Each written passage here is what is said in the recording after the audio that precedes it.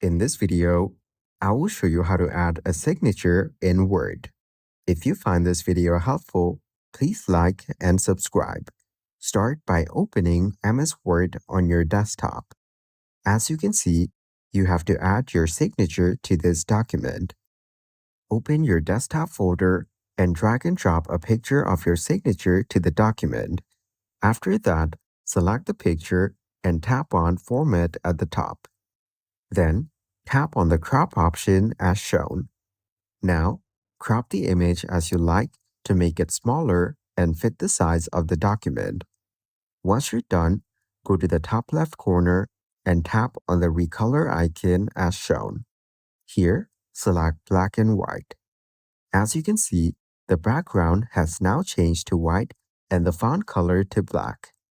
And that's it. Following these steps, you can now easily add a signature in Word.